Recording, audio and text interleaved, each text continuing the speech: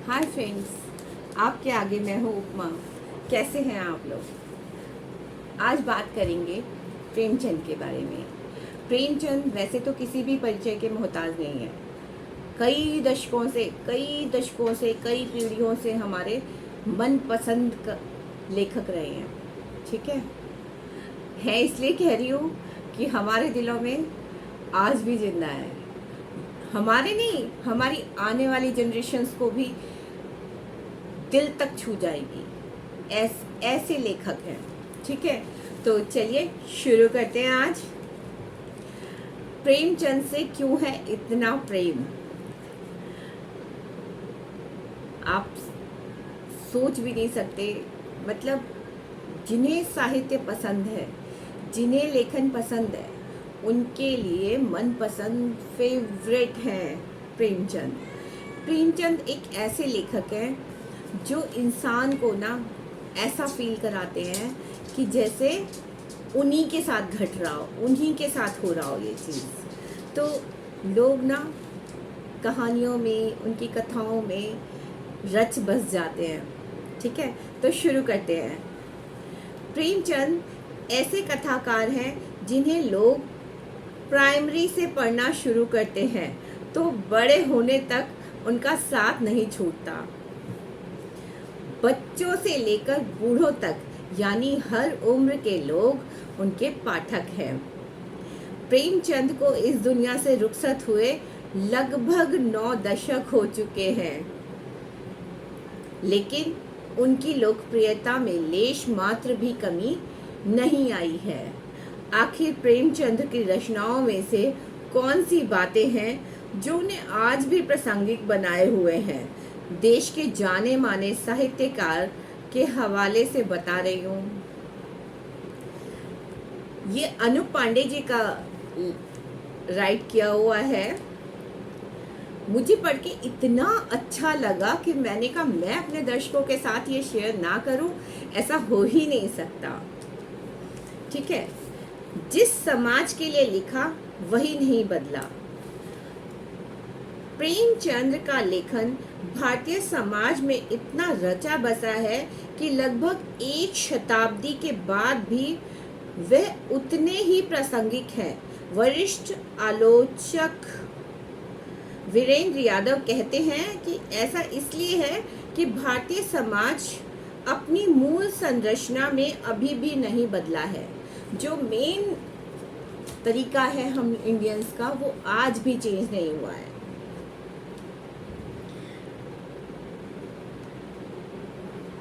तमाम तब्दीलियों के बाद भी हमारे समाज की मूल संरचना वैसी ही है जैसी प्रेमचंद्र के समय में हुआ करती थी।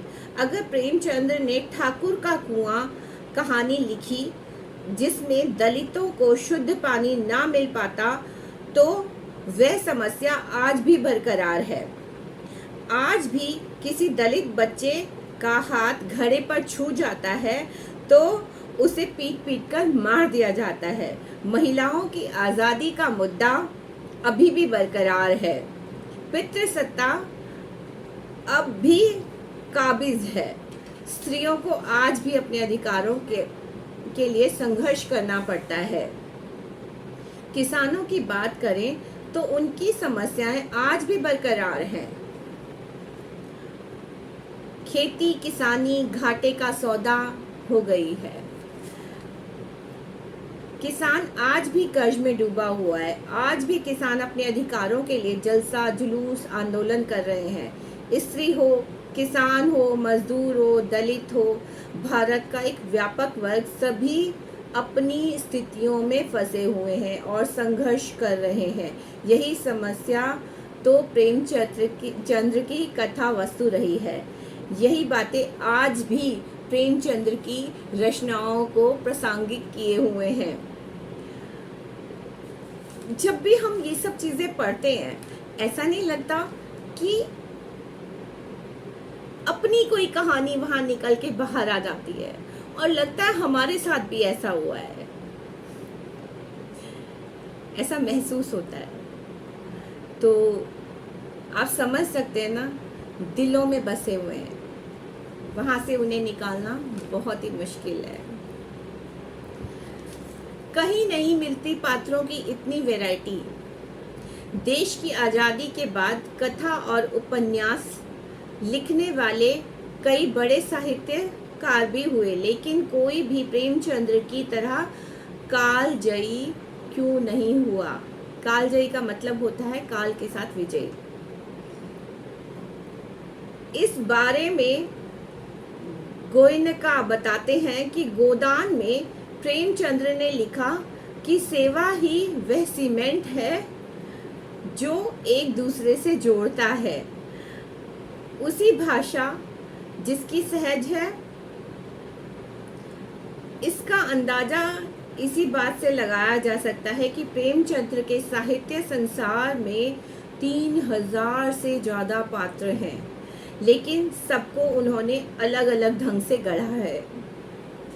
सबका मनोवैज्ञानिक अलग है, लेकिन वैरायटी कहीं और देखने को नहीं मिलती।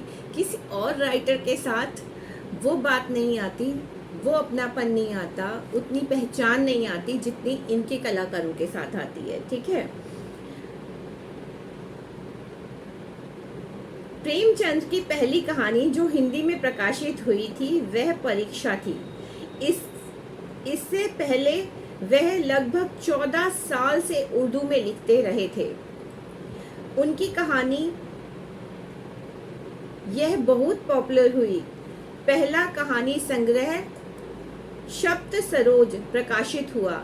इससे पहले हिंदी की दुनिया उनकी सिर्फ 3 कहानियों की परिचित थी, लेकिन उस कहानी संग्रह के प्रसिद्धि के प्रतिमान गढ़ दिए। उनकी रचनाओं में उर्दू का अनुशासन देखने को मिलता है। बड़े घर की बेटी 1910 की कहानी है जो अमर हो गई। गोयनका मानते हैं कि प्रेमचंद्र को सिर्फ प्रगतिशीलता की दृष्टि से देखना गलत है। उनकी रचनाएं जीवन को बेहतर बनाने की दिशा में मंत्र कहानी में जिस डॉक्टर ने बूढ़े शख्स के बेटे को मरने दिया, वही बूढ़ा शख्स डॉक्टर के बेटे को नया जीवन देता है। आप जब उनकी कहानियां पढ़ेंगे, उनके नॉवल पढ़ेंगे, तो सच में एक बार जब पढ़ना शुरू करेंगे आप उसे रख नहीं सकते बिना खत्म किए। वह मनुष्यता का चरम रूप है। उनकी कहानियों को उपन्यास से ज्यादा मारक और बेहतर है। प्रेमचंद्र को 5% ही समझा गया, अभी बहुत समझा जाना बाकी है। गोयनका आगे कहते हैं कि प्रेमचंद्र के मामा का एक दलित स्त्री से प्रेम प्रसंग था। उन्होंने इसे विषय बनाकर एक कहानी लिख दी और उसे मामा के तकिए के नीचे रख दिया। उस कहानी को उनके मामा अपने साथ लेकर चले गए, जो कभी छप ना सकी। इससे अंदाजा लगाएं कि वह कहानी के पात्रों का चुनाव कैसे करते थे। सोचिए, अगर वो कहानी उनके मामा लेके नहीं चले जाते तो हमको एक और कहानी मिलती जो हम पढ़ सकते थे। अंग्रेजी में तैयार किए गए गोदान के नोट्स आप देख रहे हैं। हिंदी उर्दू में लिखते थे पहले, फिर हिंदी में लिखते थे। अब उनके ही नोट्स इंग्लिश में भी प्रकाशित हो रहे, जिससे जो लोग हिंदी या उर्दू नहीं समझ पाते वो भी उन्हें समझ पाए। प्रेमचंद्र से पहले का जो साहित्य था उसमें यथार्थ कम, कल्पना ज़्यादा थी। वीरेंद्र यादव बताते हैं कि प्रेमचंद्र के साहित्य को यथार्थ और जनजीवन से जोड़ा